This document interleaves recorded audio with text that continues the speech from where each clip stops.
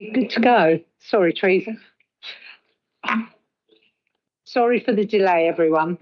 So, good afternoon and welcome to this extraordinary meeting of Place Overview and Scrutiny Committee. I'd like to inform those present that this meeting is being webcast live and will be capable of repeated viewing. Declaration of substitutes. Are there any members in attendance as substitutes today? Councillor Grimshaw. Councillor Grimshaw substituting for Councillor Thompson. Thank you. And we did have apologies from Councillor Thompson. Do any members wish to declare any interest in relation to any matters included on the agenda? Good. Okay. Exclusion of the press and public. Amongst the papers circulated to elected members were confidential Part 2 papers from the Cabinet meeting. Any discussion of these papers will need to be in confidential session and will need to exclude the press and public from these discussions. We will move into a Part 2 confidential session towards the end of the meeting if members indicate they wish to discuss information shared in those papers. All elected members are reminded not to raise matters contained in the Part 2 documentation during the public meeting. So thank you all for making the time to attend this special committee meeting where we will be deciding on the call-in of the capital asset strategy. We will hear from one of the members requesting the call-in, Jackie, from the Cabinet member concerned, Jacob, thank you for coming, and possibly from officers if they have something to add before having the opportunity to ask questions of them. Committee members will then debate whether to accept or reject the call-in. Members will note that one of the possible actions for a call-in committee is to refer the Cabinet decision to full council.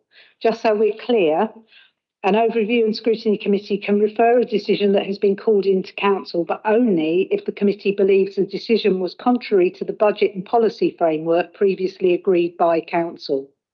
There is no role for Council in determining call-in requests other than in this context. As today's call-in request does not suggest that the decision was contrary to the budget or policy framework, I think it's unlikely that we'll want to refer it to Council. There are two other options. The committee can decide that the original executive decision was properly made, in which case the decision may be implemented immediately, or it can decide that the original executive decision was not properly made and can refer it back to Cabinet for reconsideration. If the committee chooses to refer the decision back to Cabinet, members must agree the reasons for that referral. It's very important for members to bear in mind that we're not being asked to debate the merits of the original decision.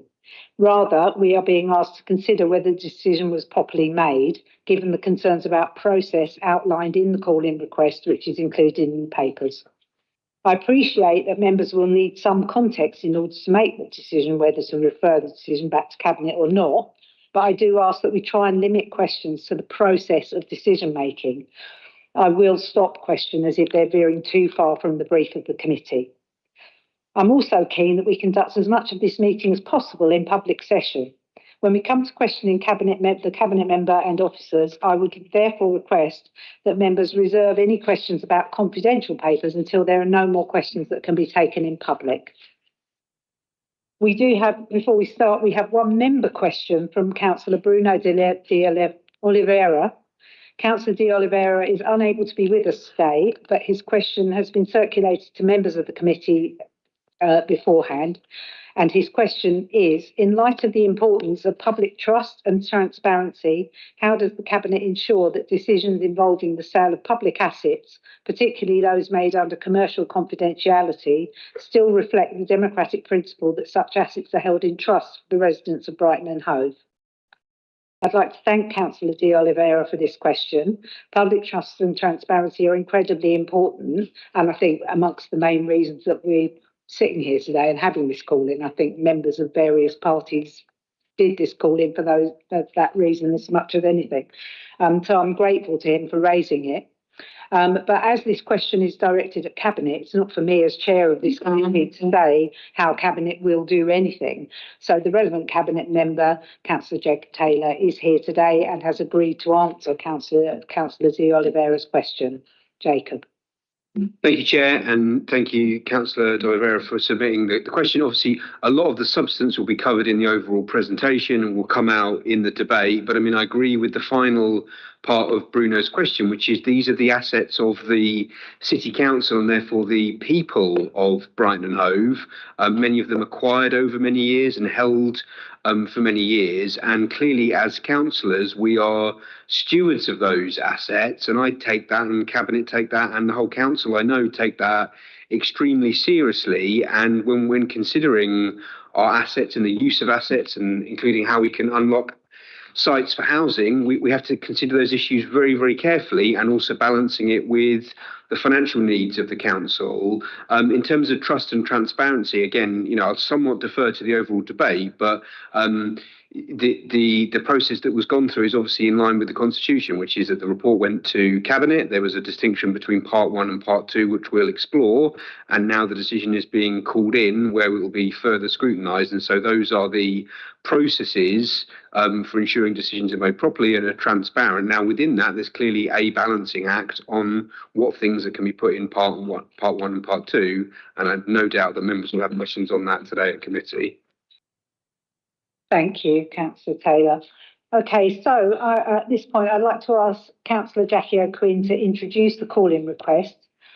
Jackie, you're then welcome, obviously, to stay in the council chamber and observe as much of the meeting as you'd like in the public session. So, go ahead. Thank you very much, Chair. Right. Good afternoon, everyone. Well, I'm here today to call in the capital asset strategy with particular reference to the asset disposal paper that went to Cabinet recently.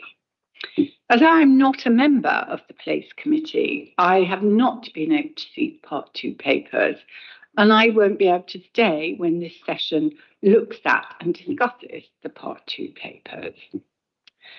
The grounds for the request are the following. Firstly, that we feel there may have been an absence of sufficient evidence on which to base a decision. That's 13.1.2 Overview and Scrutiny Procedure Rules. In the case of at least some of the specific disposals listed in the Part 2 papers, which I haven't seen. And secondly, that there are questions around whether there has been sufficient consultation with stakeholders prior to the decision. And that's 13.1.1 Overview and Scrutiny Procedure Rules. As regards concerned around some aspects of the strategy itself. So essentially, what we're putting forward is that without knowing what additional detail was given when Cabinet went into Part 2, or going into Part 2 ourselves at this call-in, we can't see from having had the Part 2 papers that Cabinet had enough information about the disposals listed to reach an informed decision. So it may have all been perfectly sound, but we think it deserves a bit more scrutiny by Place members, even if that has to be in Part 2, also due to commercial sensitivity. Additionally, we feel that some aspects of the trust strategy itself, on page 11, strategic principles, could do with more discussion to be reassured that there has been sufficient consultation with stakeholders, including ward councillors in all areas, and ensure that there are appropriate checks and balances in place when these and future properties are considered for disposal, not least to protect officers from accusations of lack of transparency or malfeasance. And just very briefly, the 5 strategic principles are rationalisation of operational properties. This is probably the most straightforward one as it determines the most effective use of operational administrative properties. Regeneration priority for urban fringe and development sites, far more complex as it covers a wide range of sites. and there is a real need to consult very widely here. Performance of commercial properties, complex area, but again needs considerable discussion with stakeholders to determine best value for the council. Unsolicited offered and special interest purchases relates to commercial property portfolio, again critical for proper oversight of this process and discussion with all stakeholders. Heritage assets can be a major financial drain on the council, so important to look carefully at other avenues for preserving heritage assets. So I think it's those where you're trying to look at some of the checks and balances and making sure that, there is absolutely no room to question anything on grounds of transparency or lack of discussion. So, saying again, as has been already said, it is vital there is transparency in any disposal of assets as far as possible. However, commercial sensitivities might be involved, which would limit that. Consultation with a range of stakeholders is critical, as in cases such as Homewood, where it would be appropriate for ward councillors to be consulted, as it's an important site in their ward. It must be established that the disposal of an asset is in the best interest of the city and that all checks and balances have been fully carried out. Thank you, everyone. Thank you, Jackie. So I'd like to ask Councillor Jacob Taylor to address the committee, and if you wish, for officers to present additional information. After this, the committee will ask you questions, and if you'd like officers to respond to any of the questions, particularly on matters of operational detail, that's absolutely fine. Jacob. Thank you, Chair, and good afternoon, everyone, and thank you for gathering together for Scrutiny meeting, which is obviously a very important part of our democratic processes. The context in which this strategy is considered and which we're discussing the content is twofold, really, in the city. The first is that we have an almost unbelievable lack of land and availability in the city. We have a deep housing crisis, probably one of the deepest and most severe in the entire country, from every end of the housing market, for those who wanting to buy a family house because they've got children on the way, often can't afford to do it and move out of the city, and clearly that's what we've seen. And we're seeing the consequences in our schools, to people who want to get on the property ladder for the first time, again, very unaffordable and largely unable to do so and often having to leave the city, to those in their first jobs, graduate jobs, or indeed any first job and looking to rent in the city, so unaffordable and often having to house share way beyond what would have happened 30 or 40 years ago. Down to people on the housing waiting list, thousands of people on the housing waiting list, and indeed thousands of families over the last couple of years presenting as homeless to the council, with us, of course, having a duty to support them and provide accommodation. And of course, the most extreme sign of our housing crisis is the visible street sleeping in the city, which is the ultimate manifestation of a failed market and a housing crisis. So that's the context. And one of the reasons we have that housing crisis is we haven't built enough houses in this city. We barely ever meet our annual targets for house building.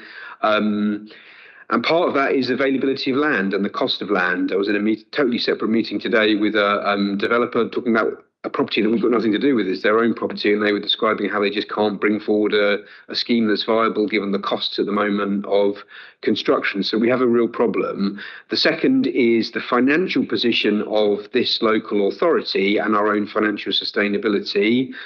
We in the Labour administration are proud of our record of 2 budgets so far and 2 financial years managed, where we've set balanced budgets both years, and indeed we have come in on budget both year. But it is worth us understanding the overall context. You don't have to ask me, simply ask the auditors and read the auditor reports, which make very clear that this council is still in a tricky position overall. when I got in, I made a big fuss about the overspend of the previous administration, but we won't talk politics here. But it is worth understanding the position that we were left at and how severe it is in terms of our level of reserves on the council.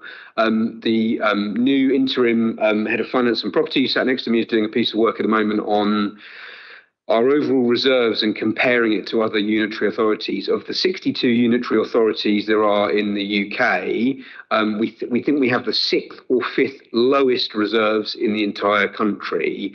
They're below the minimum level recommended by the previous chief financial officer, and I think the auditors, the LGA peer review, and indeed perhaps the new director of finance believe that that minimum recommended level is too low and that we're in a very, very tricky position. And why is that important? If you have very, very low reserves and low working balance, and you have to set difficult budgets, that puts the council in a precarious position. If things go wrong that we don't necessarily anticipate, and we really don't have that level of reserves to support the overall council. So those are the two contexts within which we have to consider our overall capital strategy. And for any responsible council, we have to be considering the best use of land in the city and whether we can make things available for housing or other uses. And of course, we have to consider the overall financial position of the council. I'll start briefly with process, Chair, and then I'll come on to substance. So in terms of process, for this decision, as I mentioned earlier, it went to a cabinet meeting, the most recent cabinet meeting but one perhaps, and the reports were presented in part 1 and part 2 papers. The concept of part 1 and part 2 is not new to this council administration, and it's not new to local government in the country. It is a long established process, and indeed many decisions prior to this administration in administrations of all colours have gone with part 2 and part 2 papers. In the context of property and transactions, typically, or indeed almost always, the concept of something not being in part 1 is almost always because of commercial sensitivity. Now, what does that mean? I'll give an example that's not specific and indeed not a real one from the papers we've got in front of us. If there were a tenant, let's say a commercial industrial estate at some part of the city, with including subtenants that have got their own subleases, what we're doing with this report is we're giving permission for officers to explore a transaction. That transaction could be anything. It could be extending the lease to 99 years. It could be selling the freehold. It could even be doing some kind of joint venture on the land for use of the land to release it at housing. It could even be serving notice on the tenants and taking the property back for council use to develop housing.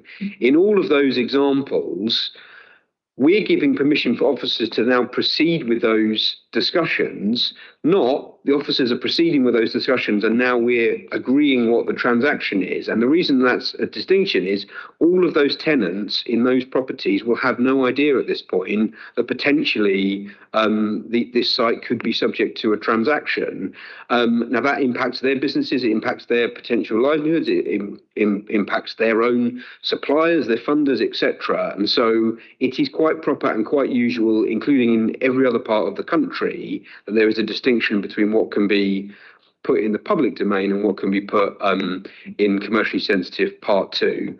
That goes, I think, to the heart of why we're probably having this call-in. I think there's one other thing to say on process. When we had the last call-in, which was on the King Alfred development, one of the conclusions we took from that, and by the way, I'm more than happy for part 2 to be shared with Scrutiny and councillors on that scrutiny. That's absolutely fine by me. And what we said at that meeting, I believe from memory, is if there's an example where opposition councillors or scrutiny think, well, we don't necessarily have a problem with the decision, but we do have a problem that we can't necessarily see what's in part 2, that a proactive request can come, and I'm happy for it to be shared. I don't think there was a proactive request to the cabinet meeting. When we got to the cabinet meeting and Councillor West raised it via deputation and question, I said I'm more than happy for it to be shared, and indeed the papers were shared, and indeed now we've got call-in, and obviously that gives us the opportunity to go into part 2 and discuss it amongst councillors. But I think that is the right balance of how we can have papers published and we can have decisions made. And as I say, if there's any future decisions on any other subject in my portfolio or any other where there's part two and scrutiny councillors want to see that part two, then do make the request, and the mechanism exists. So if we turn now to the substance, if we go to the first slide, I won't go on forever because it's mainly about you guys asking questions, but just to quickly recap the overall capital asset strategy. Capital receipts are an important part of how this council can remain financially sustainable, but more importantly than remaining sustainable, it's a really important part of how we can deliver high quality services for our residents. There's a few things that can happen with capital receipts. In simple terms, they can be used for things that can be capitalised. And so what might that mean? It can mean a number of things. It can be used to do investor save and modernisation. It can be used to spend on things that will help us improve the way we deliver services for residents, which in turn can lead to a financial saving if they're more efficient.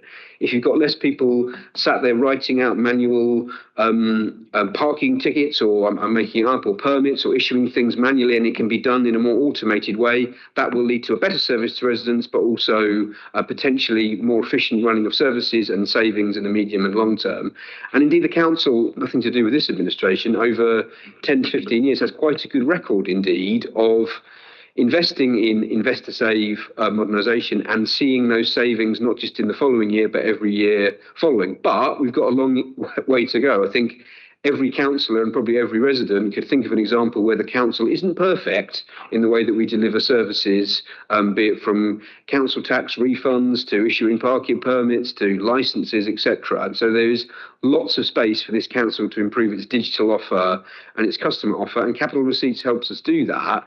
It also delivers capital receipts for the capital programme. And so every capital receipt we get in is something that can be used for some part of the capital programme, whether that's Madeira Terraces that we're very happy to be refurbishing, or making next steps on the King Alfred, or any other Withdean Pool, etc. The key bit on the capital programme is if you're not borrowing it and you can use it via capital receipts, you don't have to pay the borrowing costs, and indeed you don't have to pay it from revenue. So in both those examples, capital receipts are not just supporting the capital programme, they're supporting the revenue budget of the council, which turns on to the next slide.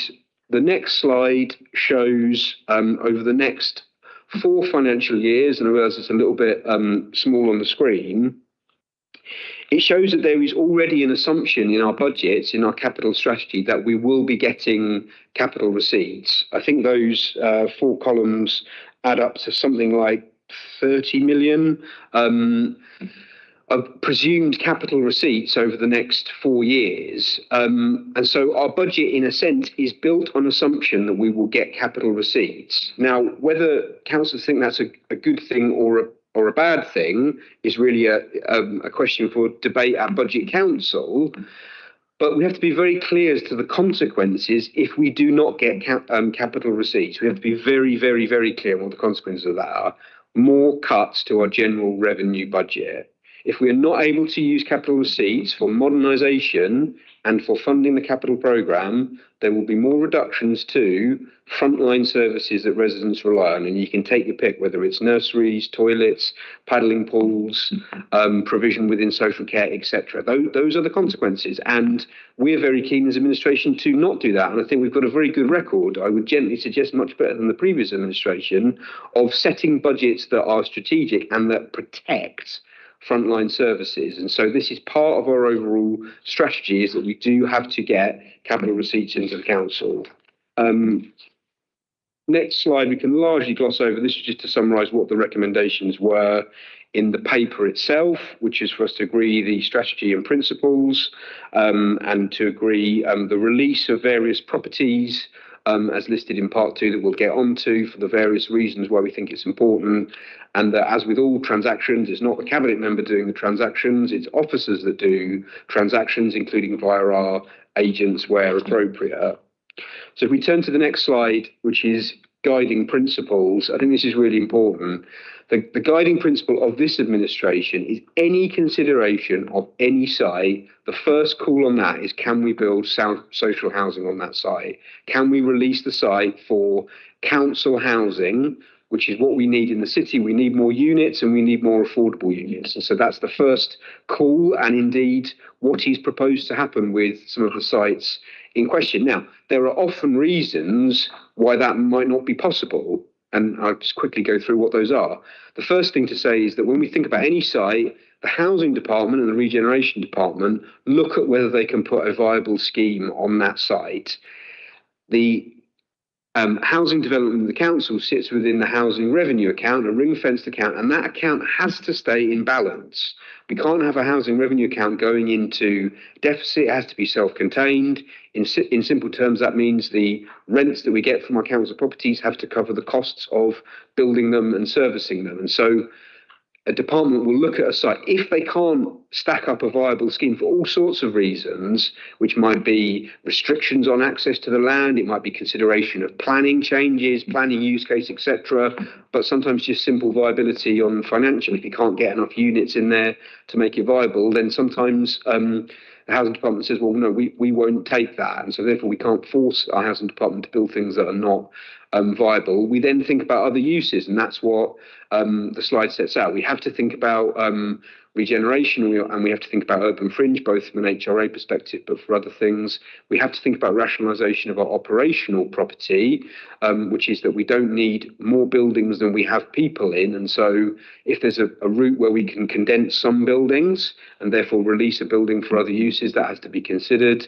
The performance of commercial properties is really important, and John or Jessica may want to come in a second about that consideration. But broadly speaking, we're thinking about the income from a commercial property that you would lose if you were to release a site for another use versus the receipt that you would get. And clearly, you're trying to hit a sweet spot, aren't you, which is maximum potential receipt for minimum level of income. And then, as Councillor Quinn mentioned, there's sort of other considerations, which are special interest offers. Often we get proactive offers, sometimes from the existing tenants in a building, and sometimes those are sort of fairly straightforward. You know, an industrial building on an industrial site, someone who's been there 20 years and they want to own the freehold and have the business there permanently. It may make sense to release that site for no real change in its use or for the city, but that would generate a receipt to fund services. And then obviously heritage assets, very careful consideration. That there are none in this report that relate to heritage assets, but it is worth noting in our overall strategy, we do have to think about some of our more costly heritage assets, and are there ways by perhaps community interest companies or national trust to try and support those heritage assets. Last slide is just really to flag again the risks that we have to consider, which is that failure to generate capital receipts will have consequences. It may lead to not being able to proceed with other capital projects, but it also has, the second bullet, the impact on frontline services. And I think the last one, which I think, you know, sometimes I didn't quite appreciate when I became a councillor, but it's worth us realising, is that, you know, empty properties sat there are not at zero cost. There are costs for maintaining buildings. The costs from some of our larger operational buildings are sort of in the range of £50,000 to £150,000 a year just to keep the lights on. And so if you've got buildings with almost no people in, it doesn't really make sense to have 20 different buildings with no people in across the city, because they have a significant operational cost. And so we have to consider that if we're not to release sites for other uses, that there is an ongoing cost. So with that, Chair, I will conclude. I don't know whether John or Jessica want to come in now or just come in when there's questions. Yeah, happy to come in when there's questions. Thank you, Chair. Thank you very much. I've got loads of questions, but I'm sure others have as well. I'm going to go to Ollie first because he was part of the call in, but then Teresa, TJ, and Mark. Thank you very much, Chair, and thanks to Councillor Quinn and Councillor Taylor for the detailed intros. That's very helpful. Just one point about directly in response to Councillor Taylor's introduction. I mean the paper's quite clear about the purpose of the capital assets that we're talking about today in the financial implications sector, and this is for the transformation fund. That's my understanding. So you talked about sort of the wider capital programme, but this would appear to be part of the 20 million required in the transformation fund over the next 4 years. So that matches the 6 million you've got planned for that in this year. So that informs some of my sort of comments and questions. So I've got one comment and 3 questions, if that's okay. I'll go through them as quickly as possible. I think there is an overarching thread here about, and the reason we're here, about administration, transparency and democratic oversight. And Councillor Taylor referred to the comments and the deputation from Councillor West on the 24th of April Cabinet. For example, this year is 6 months between standard full council meetings, which I think is unprecedented. And there's a constant theme from opposition parties about involvement of and information sharing with councillors out with Cabinet and also scrutiny co-optees. And with respect to the Cabinet paper we're talking about here, the Part 1 papers were thin, but without talking about what's in Part 2, those papers are also pretty thin. And I think the Labour administration, the impression this gives is of an administration reluctant to share its decision making. That's my comment. My 3 questions. Have you thought about, but this is really about the complexity of the decision making around disposals, because there's so many factors and it's a moving situation. You can have unforeseen consequences of disposals, existing tenancies, possible changes of use. They might undermine objectives elsewhere.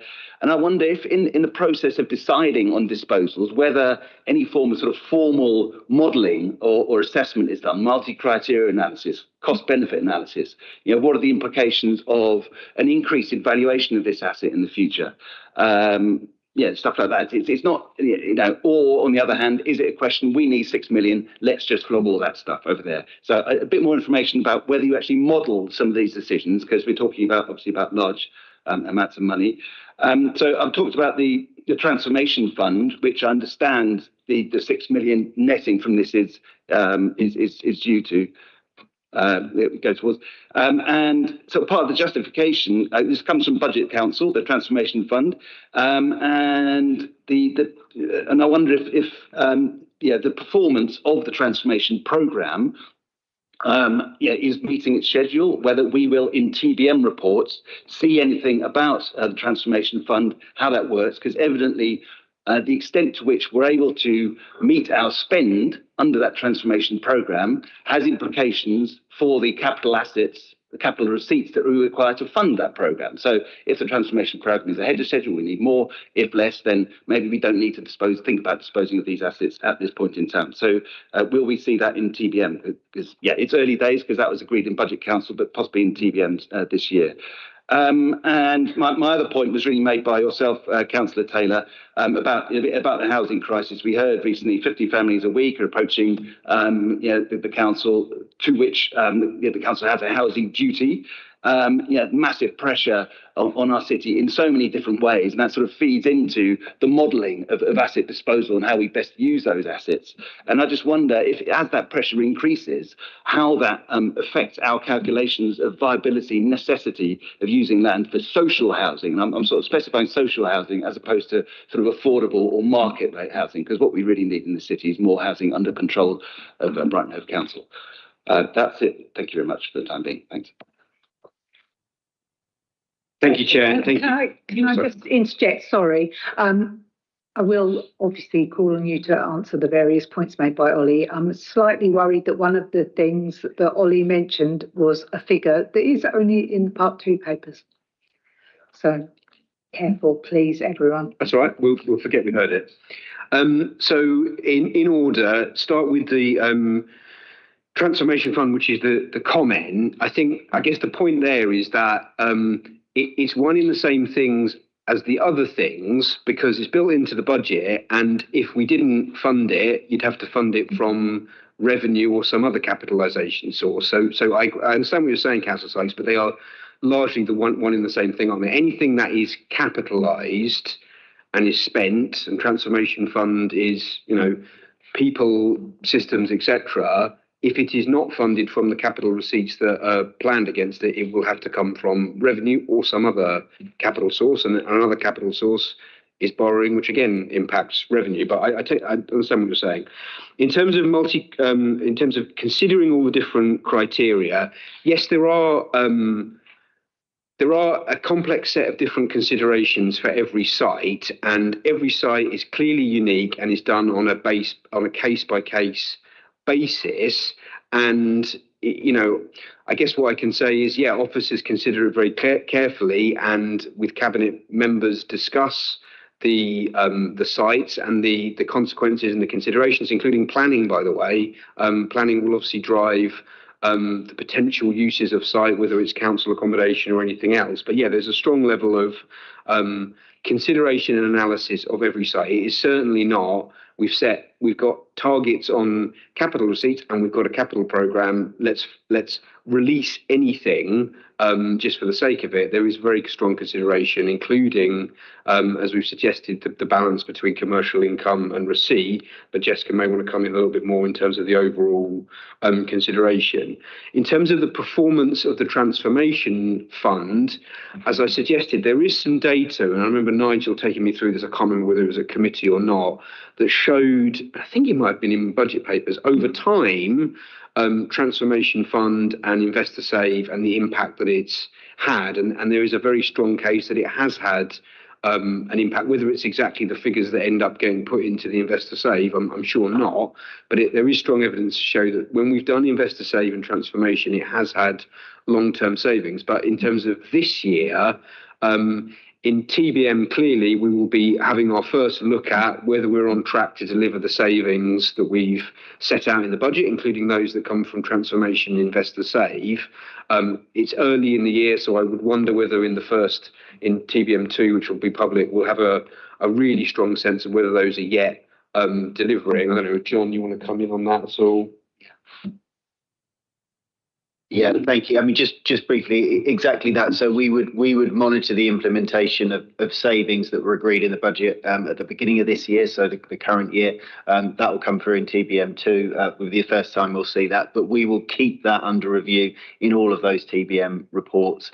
The other thing that I think is implicit in what we're saying is that we will also, so part of the transformation and savings program is around years 2, 3, and 4 of our financial strategy, and actually there's quite a lot of savings, and efficiency has a little bit of a lead in time. And actually, as we go through the budget process this year, we would also want to get ourselves assured that those plans are robust and are going to deliver savings, not just in year, but in years 2, 3, and 4. And councillors will see, we'll see that at cabinet and through the process as we go through the year. And then the last question on viability is a really good one, and I think what Councillor Sykes is getting at is, yeah, fine, we do our standard viability on land costs, construction costs, borrowing costs, and then rental receipts, and then we add that up and we say, is it viability?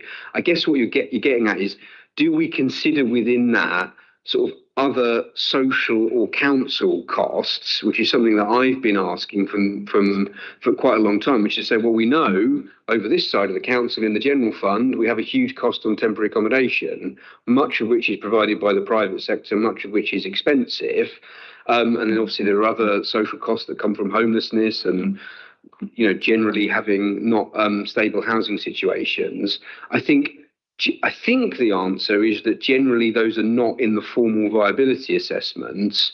But I guess what the other question that I have also asked internally is, should we start delivering unviable housing schemes? Might that be a policy choice that we make? I understand from officers, including a relatively new officer who's been in a lot of the London boroughs, that it's very, very uncommon for any local authority to be delivering unviable housing schemes that are subsidised by the general fund. But of course, it's open to us as a council to do that if we thought it was possible and necessary. The chief financial officer next to me will probably be wincing at that because he knows that the general fund of the council is not exactly in perfect shape either.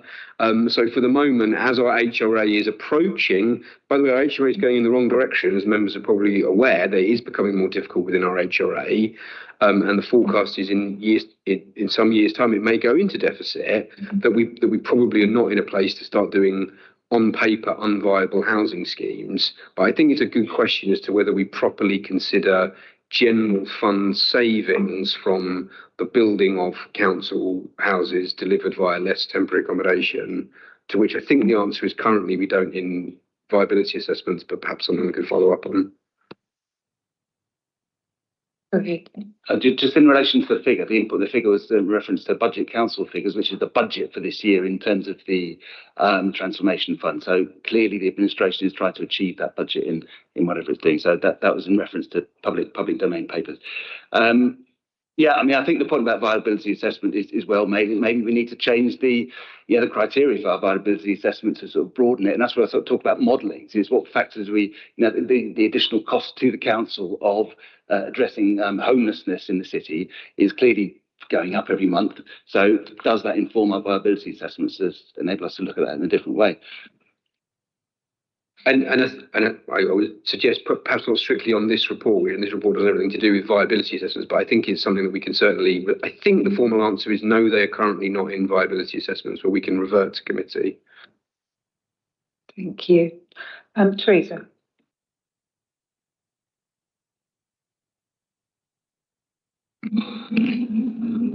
Yeah, so I'm allowed to mention the 4 properties that are in part 1, am I, by name?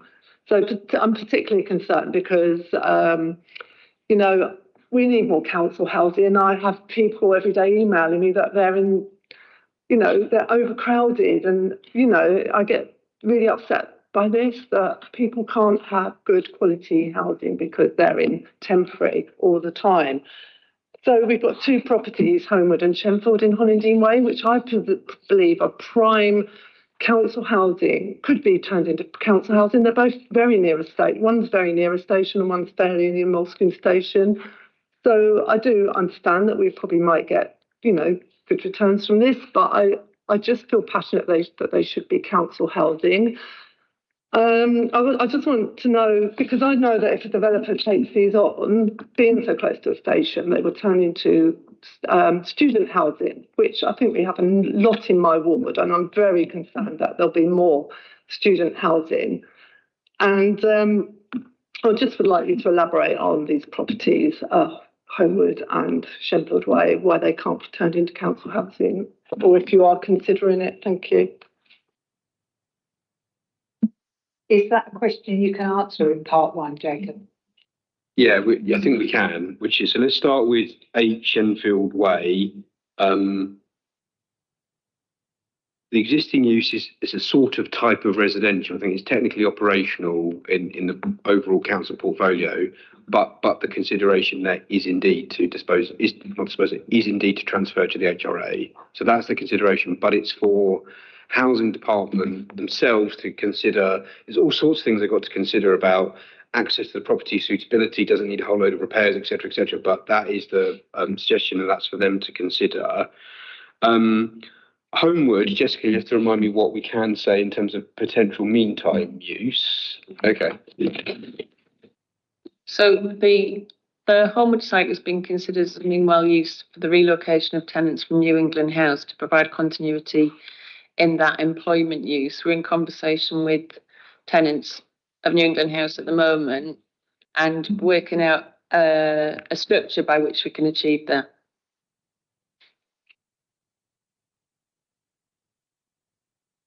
Yeah, that's great. Thank you. I believe I can't answer any more questions because I think that they would be in part 2. So if I think of any more, I will come back to you. TJ.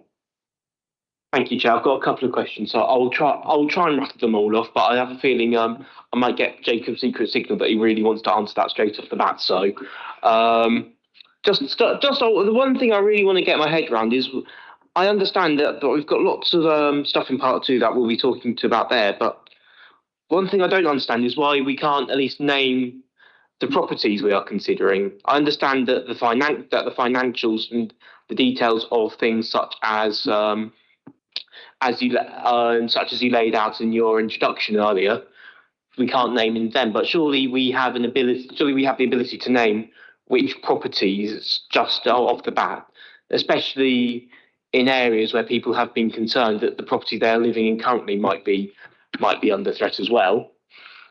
And also, one of the other things that it mentions quite early on in the report we've been provided is that we are looking at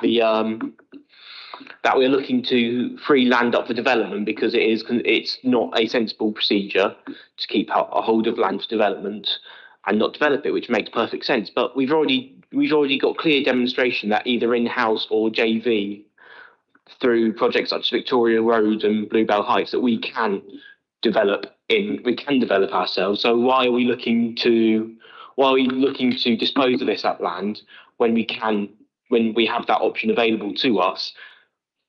And also, you also laid out in your introduction as well that one of the problems about development of land is it's very expensive in the area, which just leads to the question: Are you sure that you'll be able to get a market rate for any full disposals that you get, and that we don't end up getting subsidised deals, especially on sites that are then developed subsequently into luxury flats? I'll let those questions go first, Chair.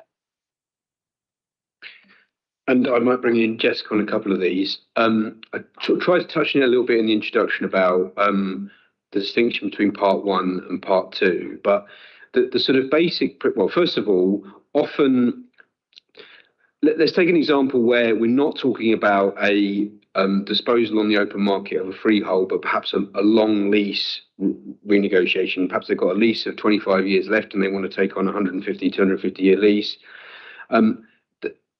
That company will not want those commercial negotiations and understanding to be in the public domain for various reasons. They may not want their competitors to know they're looking at a release. They might not want their own tenants, subtenants, to be alerted they're looking to change the use of the property. And so the sort of principle is, well, we don't want first time that subtenants or others in buildings to find out about potential discussions on the property is in the publication of a part one paper. I mean, Jessica, do you have anything else you want to say about overall consideration of commercial sensitivity?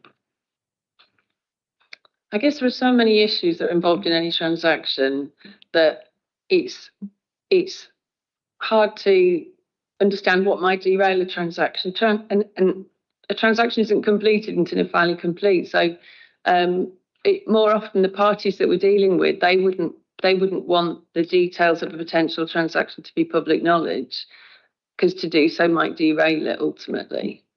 And they would have their own reasons perhaps for not wanting that information to be public.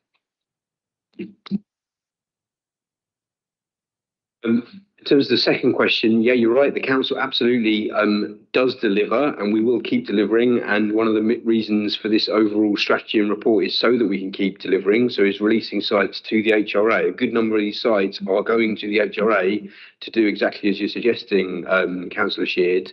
And we deliver via our own in-house delivery, but also joint ventures. The point really on saying areas where we can't deliver housing are sort of the things that I touched upon in my intro. First and foremost is viability, which is we have to have our officers in the regen and housing team doing their viability assessments of what they can deliver and the rents that they can get in and whether they can make a housing scheme work. If we start building lots and lots of housing schemes that don't work, we'll be heading for section 114 pretty quickly, right? Because our housing revenue account will go out of balance and our general fund will have loads more pressure. So it's really important that we do commission sites that are viable and those viability assessments that look at that. There are other reasons why housing might not be practical. Planning, for instance. So if there's a site that is near South Downs National Park and so therefore it can't go to a certain height because of height restrictions, etc. Well, that might mean you can only put 3 units there. Well, then you can't, it might make it very difficult with all the other costs. So there might be planning considerations as to why housing is not suitable. And then in other circumstances, we're talking about properties that have existing commercial tenants that have their own long leases on it. So I mean, we can't build on that land anyway because we don't have that land. I mean, when you have a very long leasehold, like it's pretty close to having the freehold. Those people basically own that land. We own the freehold, but we then have to start buying them out of their leases if we wanted to. And again, that would then just add to sort of the viability issue. But I do want to reassure you, Councillor Sheard, that the whole point of this strategy really is to take forward as many sites as possible that we can release for HRA development. There are some specific reasons why in certain cases that can't happen. And then market rate, I mean, again, I think that's really for officers in terms of how do we ensure that in any disposal we get market rate? It's an obligation of the Section 123 of the Local Government Act that we achieve best consideration on any land and property transactions, and that would be applicable to all of the transactions mentioned in the Part 2 report. There aren't any circumstances I can think of where we wouldn't achieve that, and any valuations or marketing would support or would evidence best consideration. Thank you. Can I I'm going to jump the queue a bit here, chair's privilege, sorry. But just that last point kind of touches on something that I wanted to ask about, because I think really the subtext of all of the questions and the subtext of the call in itself and why the public are kind of concerned when they hear about council asset disposals is that what everyone is worried about and sometimes accuse us of and all the rest of it, and what we have to be transparent about is the whole idea of flogging off the family silver or giving away the family silver or whatever. And so, which is, you know, obviously not what anyone wants to do, because it wouldn't help us. But just on that point that you just made, Jessica and Jacob, just the whole kind of it's the special point 4 in the strategy, the whole kind of special interest purchases and unsolicited offers. And I know that it says that you will always have an independent valuation, but there's always a kind of worry that they go, oh, it's in a terrible state, it's not worth anything. And they don't take into account loads of other stuff about the fact that it's the gateway to a really hugely valuable site or whatever. And so I guess I want to know a bit more about, if you can tell me a bit more about what amounts to an independent valuation, what's taken into account, and what democratic oversight is there of that, just because that, you know, that oversight protects all of us, officers, the council as a whole, the agents, from accusations of giving away the family silver. In most circumstances where we've received unsolicited offers, it's from existing tenants who want to protect and retain their use under the existing use. So the valuation is it's a market valuation based on the income of the property. It's a valuation principle that a special interest party would be willing to pay more than the market valuation, because they are that special interest party, and that can be evidenced through valuation. What if they don't? Sometimes people who are already existing tenants say, well, it's not worth much because I'm a sitting tenant, so therefore it's been historically undervalued and they're paying peppercorn rent. Doesn't that give them an ongoing reason to get away with less? Yeah, the valuations are independent. They're done externally by our managing agents. So they've been assessed by a commercial valuer. And just to note, it would be on market rent that you would look at the overall valuation, not on any peppercorn rent the council has. Thank you. Okay, go back to the order I had written down now. Mark. Thanks, Chair. And thanks for allowing community sector to be part of this discussion, and indeed the Part 2 papers, which I'll refer to later. Just to say that I appreciate, you know, it's complex and proceeding, and we appreciate that you need the strategic income for strategic priorities. But you only mentioned regeneration. You didn't mention any other future impacts on the council, particularly resilience, climate impacts, bits of the surrounding area which may have cause flooding if it's sold off and tarmacked over. And we saw that in Council Winder's area with the racecourse, or just on the area with the racecourse tarmacking or surfacing its area and creating problems there. So none of those seem to be mitigated. It's purely the strategic impacts for the future plan. We mentioned about the revenue, and Councillor Sykes said about the property appreciating with value. We discussed 3 meetings ago, Patch and Court Farm, and in a long time ago, in another area, I was part of the process that meant that that wasn't sold off to then for Waitrose, which meant that it could be sold off now. So the future proofing of selling off, we may regret in 25 years' time that we sold off bits of land that could have been used for another purpose, and that long-term future. I realise there's short-term pressures as well as long-term pressures, but if we'd sold off Patch and Court Farm, then we wouldn't be able to do with it what we're doing now. And that's a live issue that we have discussed in this meeting. So, and there are other uses within the council for particular premises, and particularly from a community sector. One of the bugbears that community groups have had over a long period of time, talked about vacant properties, is that vacant properties, I know about, for example, Castle Buildings at the back of Royal Bank of Scotland, where various people have wanted to put in community uses in there, and we got told, no, you have to pay full commercial rents. But it's sitting empty. So the regret is that you can't use it for community purposes because we can't pay the commercial rents that we talked about, but it still sits empty. So you get zero and you're paying those revenue costs. So from a community point of view, being able to use some of that land actually reduces other council costs. It might be support for community groups. It might be support for homelessness groups. It's not just about housing homeless people. It might be having charities moving into those properties that could then have to pay commercial rents elsewhere.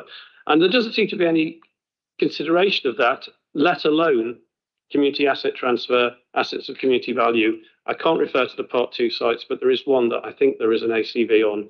And those issues need to come into consideration. And you talked about National Trust. My partner was involved with the Pepper Pot, which for purposes is not listed on here, but trying to dispose of that as an asset of community value to charities, including the National Trust. They said, we're not going to take those on either. So some of those external charities have equal financial considerations, and they're under equal financial pressures to councils across the country. They won't just take on community assets. They may love to, but they're not going to be able to afford to take them on either. So just saying, oh, the National Trust could take it isn't as easy as that. They have their own charity commission-led financial restrictions, which can't be done. And the final issue, I think, which doesn't seem to be referred to anywhere in the document, is about the public sector equality duty. There's no mention of equality impact assessments, let alone community impact assessments, on any of the disposals of the sites. So there is a real risk from an equalities, purely from equalities point of view, that there is a challenge on some of those issues. So the questions are, first one is, will there be at least a scoping equality impact assessment, either overall or for the individual sites, looking at those impacts? And I mean, obviously, one of the schools had Home Down, which I can mention, was indeed, used from an equality point of view. So there is a direct equalities perspective there. Will there be any review of internal, as it were, future uses, so you could use them for community sector? And will there be discussions with local communities, including ward councils? I appreciate the confidentiality arguments. So can you talk maybe to the ward councils first and then think about whether local communities, community groups may want to try and put in a use for that area? And finally, the impact on resilience and mitigation and not just regeneration. Thanks. Thanks, Chair. Thank you, Mark. In terms of issues like flooding and other types of sort of environmental mitigation and consideration, I mean, really that is a question for planning. That's where those decisions are determined. We can't really have a shadow planning process. And I mean, as you know, Mark, the planning process is absolutely vast and detailed and takes a vast amount of resources, both on the planning side and the applicant side. I don't think we can replicate that in consideration of our overall capital strategy, and perhaps not even would it really be appropriate to do that. So any questions about a site and its impact on flooding will have to be considered in that planning process. I think that's the right place to do it. In terms of future proof, once it's out of our hands, or the council's hands, it's only the planning process. And there are things that can be done more voluntarily once it's internal, which a planning process couldn't do because it's not commercial. It's not going to be commercially driven. So you've lost that. You've lost two. You've got one means of affecting the use of the land with planning, but when you own it, you've got two as the owner and the planning authority. Yeah, I mean that's technically true. That if you dispose of a site and you release the freehold, then the owner of the site and it will now determine what they want to do with it. But the point still holds: is the actual consideration of environmental impact has to be via planning. Like we can't start doing that as a authority really for every individual site that we might consider. In terms of future-proofing and holding assets, I mean, in terms of, Patron Court Farm, and yes, I remember the history of that and Waitrose, etc. I mean, all I would say really is, well, that's purely an argument for permanent land banking, really. I mean, if we hold on to every single asset forever and have nothing on it, well, then, in the future, maybe it'll be worth more, certainly with inflation. Don't think it's a good strategy for the city, though, not least the huge demand for land that is needed to be able to build housing of all types, but not least social and affordable housing. So yes, certainly we could never release any site for housing or development, but I'm not sure that's a good strategy, just to hope that the value goes up a little bit in the future. The demand on housing and on funding our vital frontline services is now, not in 20 years' time. National Trust taking things, I mean, that also wasn't my suggestion that every heritage asset could quite easily be turned over. That is manifestly not the case because, as you say, Pepper Pot and many others, that hasn't happened. All we're saying is that, and by the way, to reiterate, there are no heritage assets in Part 2. We're just saying that we will need to consider that. And by the way, Mark, I agree with you. Community interest companies, asset transfers, if those are possible on heritage assets, that would be brilliant and perfect for the council. And I know there's some of those being explored, but I'm certainly supportive of those. If members or others, or indeed the community watching, have ideas and things they want to propose, then please do come forward and we'll certainly consider them.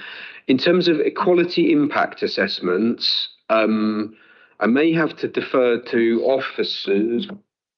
Yeah, just on that, the latter point around equalities impact assessment. So as previously articulated, this is the report here is given permission for officers to enter into discussions and negotiations. The point in time at which a decision is taken, that decision will need to be taken with the equalities impact assessment as part of it. So that will come.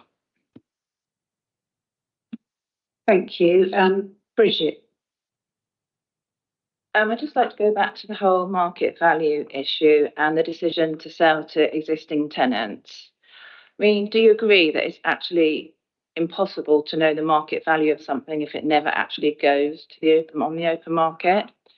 And the second thing I would say is that some of these properties on the list for disposal have yields of between 6 and 7%, which would be very attractive to commercial investors. So I'd just like to kind of understand your process of not going on the open market. To me, you're just taking the easy option when really our job is to maximise revenue for residents. First question is, yes, factually has to be correct, doesn't it? In that you can only 100% know a market rate of anything if it is marketed on the open market. But that's why we have valuation agents and people doing professional valuations to make estimates, and therefore we can make decisions against it. And as Jessica said, the special interest offers are usually, if not always, above what the market rate would be estimated to be. And in terms of yields, I mean that's exactly the consideration. That's the driver of the estimate of what the market rate is, but it's also part of the consideration of whether to release the asset at all or not, which is you're comparing overall valuation to income, and that gives you your yield, and saying does it make sense to dispose or not. And clearly things with very high yields are likely not to be on the list, although overall the demand, as Councillor Sykes and Mark Strong has said, overall we do have to get some capital receipts. But I mean, to answer the substance of your question, Councillor Fishley, I'm confident that officers and our agents always try to maximise our value for residents. We have a legal duty to do it, and I'm confident that they do that. and that we certainly would have no interest in disposing something of less than what it's worth, not least because we need the money for all the other things that we've discussed. Jessica, do you want to add anything to that? I haven't really got anything to add. A disposal on the open market would be based on the lease structure, the passing rent, future rents, market information. That's the same information that our valuers are using to come to an idea of market value. Of course, the best evidence would be to openly market, but the valuation is a very close second in giving opinion, and because the offers are above the market value, it can be confirmed with some sort of robustness.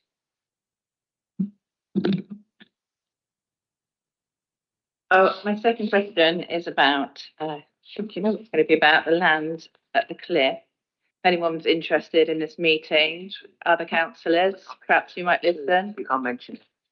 Oh, sorry. Can't mention. Okay.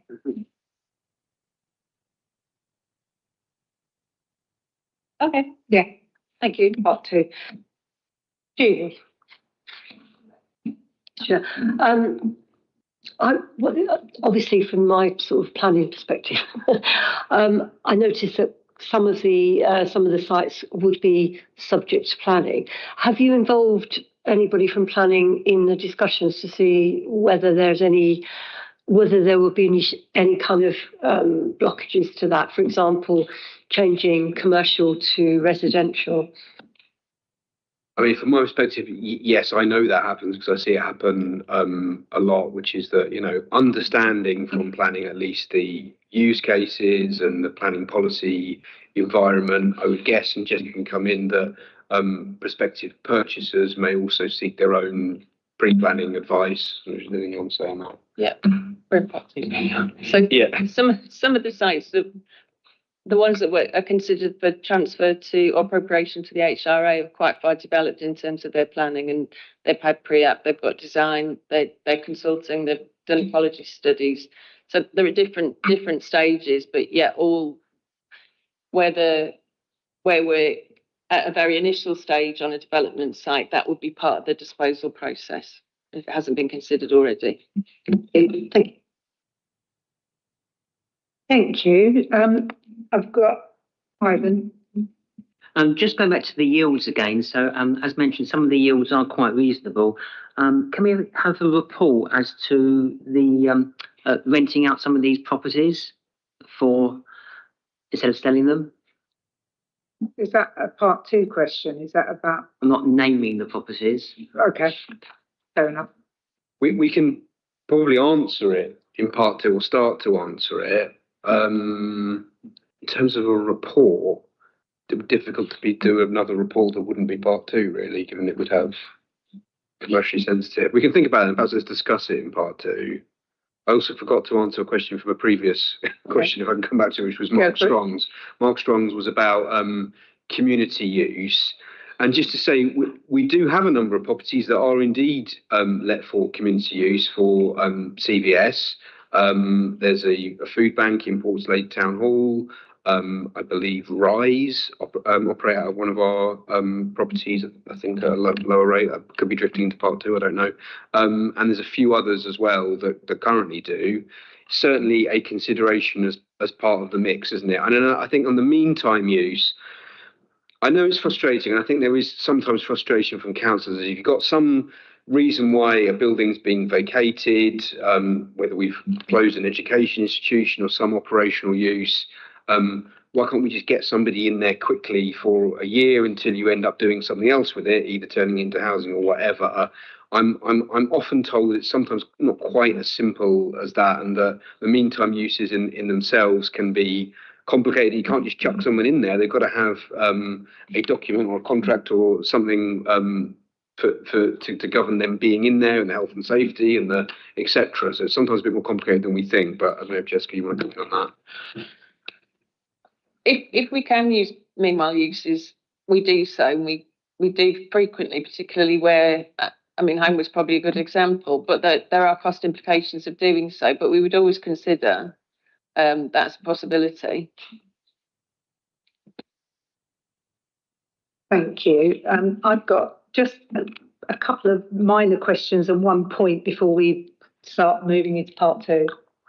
Oh, and Maureen has got her hand up as well. So if I can just interject, and then we'll bring Maureen in as well. But you mentioned earlier, Jacob, and it was a point well made about how much it costs to maintain buildings that are operational but are underused, shall we say. And we're all aware that there's a lot of that post-COVID kind of thing, that buildings have never reached their former use level. But for that same reason, does anyone else want them?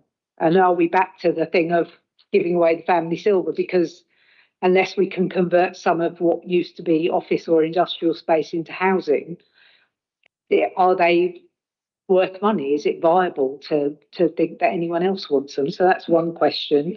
Also, I don't know if I'm being a bit dense, but I just, just to return yet again to the independent valuation thing, as well as being those valuers, as well as being independent of the council, which they clearly have to be, are they also independent of the agents who actually do the deal? Because I think I would feel a bit clearer and more transparent about that if they were, a separate entity from the person who's then going to actually do the deal, as well as being separate from the council. So that's two things.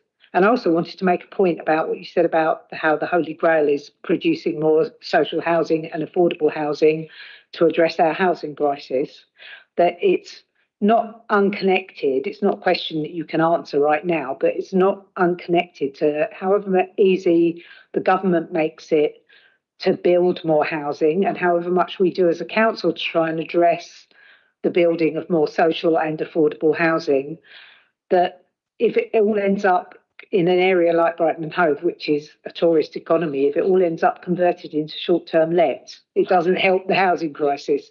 So, that's something that we don't have that much power to do much about. And I'm actually at the end of this meeting off up to London to talk to a committee meeting in Parliament about our short-term lets report. But that we can do some things about it in advance of the government doing anything. And I hope that you will look kindly on it when it comes to Cabinet next month in passing the recommendations made by the short-term lets task and finish group in the report. So there's that as well. Yes, and I think it was a superb report and a very good piece of work from Scrutiny, and thank you very much to everyone involved in it. I've obviously read the outcome, and as you say, Cabinet will be taking forward a report on exactly your recommendation. So thank you for that, and I agree that's an important part of the overall puzzle of affordable housing in the city. The first question was about if we've got buildings that are costing us lots operationally, we don't really have any people in there. And I think the point there is yes, because they could be used for other things. So if it was an office block, let's say, a former council, again, this is making this up theoretically, a former office council block that had council workers in, but we don't need that anymore, then, there may be other companies that want to get in there and they can pay a market rent and will rent it out. And that's why we always consider that, as Councillor Fishley says, the conversation about income values and yield, which is, yes, sometimes we would then rent things out. In terms of whether there is demand, well, that is sort of largely just manifested by whether there's someone proactively asking for it, or indeed the demand that we ourselves generate by looking at housing. And obviously, if you can turn something that's costing 100 grand a year to keep the lights on, but we're not using it, but you can turn it into HRA housing, and then, well, you kind of got your viability there because your rents are paying off your costs for building it and your borrowing costs. Did you want to come in at all on the second question? Was about the valuations and getting sort of certainty around the valuations. Yeah. We could, of course, get another opinion on value. I guess it's a question of cost versus what it would bring to the transaction. I'm not convinced it would bring any value to the transaction. It's normal process for the party who's negotiating the transaction to be valuing that transaction. So we would be either outsourcing the valuation or we'd be outsourcing the transaction. either there would be costs attached, but I'm not sure it would change the outcome at all. Yeah, Right. I was just thinking, obviously I think in terms of domestic sales and stuff, and just thinking that very few people just call one estate agent if they're going to sell their house. They call several estate agents and have them all value the house and go with the one that they trust the most, kind of thing, out of those valuations. So it's just, that's what was in my head when I asked the question, I guess. Yeah, and I suppose valuation of houses is often a comparison of, or a valuer would look at a house and compare it to perhaps a similar house in a similar location to look at value. For commercial properties, it's generally a multiplier of income, and that's set out in the lease and evidenced by what's available on the market. So, of course, two valuers could have different opinions, but there's quite a structured model to achieve the valuation that valuers would follow. So I think there's probably less variance in what the valuation would be. It's interesting. I mean, one suggestion, Chair, is I would say that's probably separate to the call-in and the actual decision, because this is about the mechanics of how officers do their job in delegated decisions. But it would not be impossible for, ultimately, we need officers to be doing their job in the delegated decisions in the best interest of council and generating best value. But it would not be possible for me to ask, or for us to ask officers to write a short note explaining their thinking about that commercial transaction piece, and indeed sort of drawing out what Jessica was saying, which is like, here's the reasons why it wouldn't really add any value and actually would just add costs. So I'm happy to sort of look at that as a separate piece to the overall call-in decision. Thank you. Maureen. And then Thank you. I wanted to go back to the issues around decision making and the structures that create the strategy that we work within, doing disposing of assets, for example, and who is actually involved, because in the planning process there's a huge amount of public consultation, and people can actually come and object to things happening, and then even if they don't agree with it or they're not happy, they can go away and feel like there's been a process. But with this process, there doesn't seem to be any public input as such. And so therefore the decision making and the structure within which it happens is very unclear and maybe quite ambiguous, really. And so how could we actually write up a strategy that's meaningful to people who perhaps had an interest in that area or that particular property? How could it be updated and reviewed regularly? And, maybe people are frightened that the whole city could be restructured without even knowing what's going on, and feeling like they'd had no say in it, or they couldn't even put in a comment on it. So it's kind of a feeling that how do we have more engagement on this so that people feel that it's being done in a correct or procedural way that people can feel aligned with? It's a good question. I think we have to draw out, obviously, the two systems of governance for local government, and actually it's quite important to say that nothing has particularly changed between Cabinet and the previous committee system.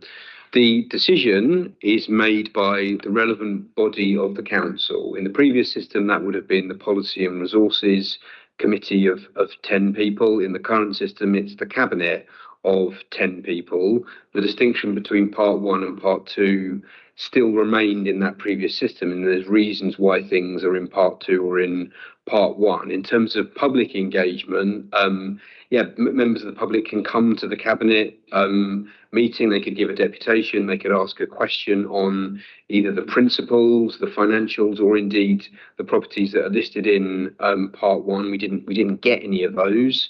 I think the public could come to this committee, is that right? Or was it only a standing? They could come to this committee and ask questions about it. I don't believe there have been any of those. But the processes exist within the council and the constitution, and maybe they can be tweaked in certain areas. But we're currently in one of them, right? This is one of the mechanisms that exists in the constitution to scrutinise and ensure that there's the right level of people looking at decisions that might be controversial or that are called in, including the Part 2 element, which you've all seen the papers of. Beyond that, obviously, planning is different in that, as you say, there's a whole statutory process around planning, including it being open for consultation and statutory consultees and people submitting submissions. That isn't the same for a sort of commercial property transaction, of which there aren't really many statutory requirements in terms of consultation. But I mean, I'm happy to take suggestions or thoughts as to how we might want to tweak the process going forward within the parameters that exist of the sort of constitution and the law. Yeah, John. Thank you. Just quickly, and just to agree with all that, just to add to that slightly, I was just going to say, I mean, in terms of these transactions themselves, obviously the planning process still it still exists, so nothing will change in terms of material changes to the use of what until such time as actually someone might say, well, actually, we need to go through planning for if it's a housing scheme, for example. So I suppose the first thing to say is that there won't be material changes of use or character, if you like, and the planning process always sits there to enable the public to feed in, to enable councillors to be able to feed in to that. I suppose the other thing I was going to say is that if the council were to think a bit, so this is only a sort of subsection, quite a small subsection of all of the council's operational property, heritage property, commercial and other property. And actually, if the council were to look more generally in terms of the future use of everything, at some point you may decide to do kind of broader public consultation on a future strategy, for example. But typically you wouldn't do a kind of public consultation on a particular transaction. So. Thank you.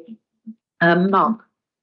Yeah, it was just a very brief point, actually, what you said, Councillor Evans, is about short-term lets.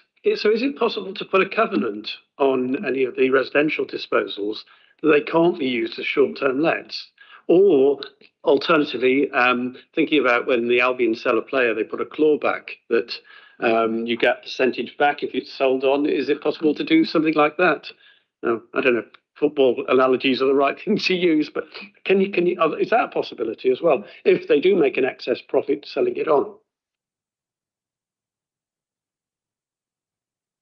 I think the technical answer to that question is yes. You could put a covenant on a piece of land for its future use. Clearly, that would impact the commercial decision and transaction, but it's not impossible. And the other one was a clawback, anti-embarrassment clause. Again, that's a commercial. Yes, we can, and I think we've had examples of them. Yeah. But examples where we've made money from them too. Thank you. Okay, so I think that we've reached the end of questions that we can ask in part one. I think it's fairly obvious that there are questions people want to ask in part two as well. Is that, I'm right? Oh, no, yeah. So before we formally kind of go into part two, I just want to say publicly to thank Jacob for sharing the part two papers with this committee without even being asked to do so. It was very transparent of you, and if they were a bit on the thin side, I thought, and I think a lot of other people thought, and so that's why we still feel like there are more questions that we could ask, because of course we're not privy to, I'm aware that in the cabinet meeting, the cabinet went into part two for 15 or 20 minutes. So presumably they got any questions that they had answered in that 15 or 20 minutes, in which case maybe we will be perfectly happy afterwards as well. But we didn't feel like on the face of it, there was enough information in those papers on which they could base a decision, hence the call in. But thank you for sharing them with us before this process even started. So, and with that, I think we are about to go into part two. So we're going to have to ask the press and vast numbers of public to, sorry, yeah, let's have a 5-minute comfort break as well, yeah?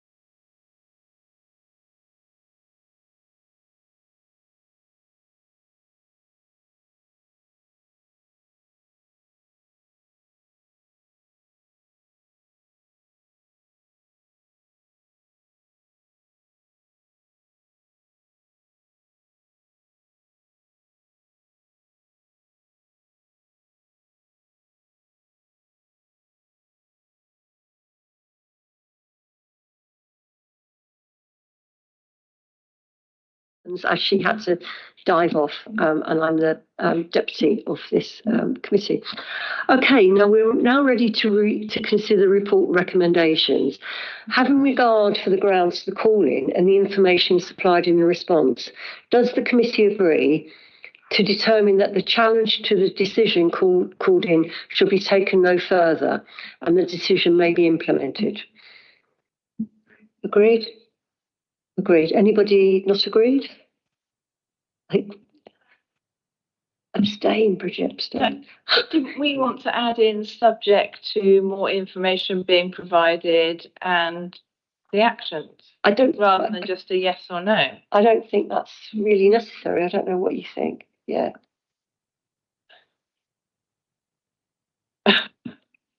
So the decision in front of the committee is simply one of whether to refer back to Cabinet or not. You already have Jacob's assurance that there will be, the information covered will be provided. So you could move an amendment if you get a seconder for that, but I don't see the purpose of it. I think you've got it already with agreeing to that 2.1. So we all agree. Oh, sorry, Maureen, how can I help you? I just want to know how we'll be provided with that information that has come up as concerns in the discussion, and whether it will come back to the next meeting of this committee. Would you like to respond again, as you did? I mean, why don't we do, just thinking about the timing on some of these things, some of these might be longer or shorter, but why don't we do a written response to committee all in one go if we can, with part 1 and part 2, and that can be taken to your next committee meeting. I don't know what the cycle is, but if that's okay with everyone, that's what we'll do. Yeah, the next scheduled meeting is July, so yeah, and it would be reported back to committee as part of the minutes of the part 1 and the part 2, which will come back to committee anyway to be agreed. But yeah, we can do it as a separate thing to committee as well. So it will definitely be reported to committee. So how does that work with timing of the implementation of what you want to do with the disposals? Well, I don't think it impacts anything, because if and it seems to be the vote's already indicated, you are not taking forward the call in and referring it to Cabinet, then the decision has then been made as of today, because the Cabinet made our decision and it isn't being referred back. So the decision is made. As we've said, with all of the specific transactions, I mean, transactions or appropriation to HRA, I mean, that can take years for some of it. So that will just be an ongoing process. But what we will do in terms of timing is we will ensure that for your next meeting, when you have your minutes, we will either append a specific report or just put in the minutes the answers to all the things that we've agreed as actions. Thank you. And I think we're done. Yeah, we are done. Are you okay with that? Good. Okay, the chair will now call the meeting to a close. Thanks, everybody. Thanks for your time. And sorry, yeah, we did go on a bit, didn't we? But hey, it's been fun.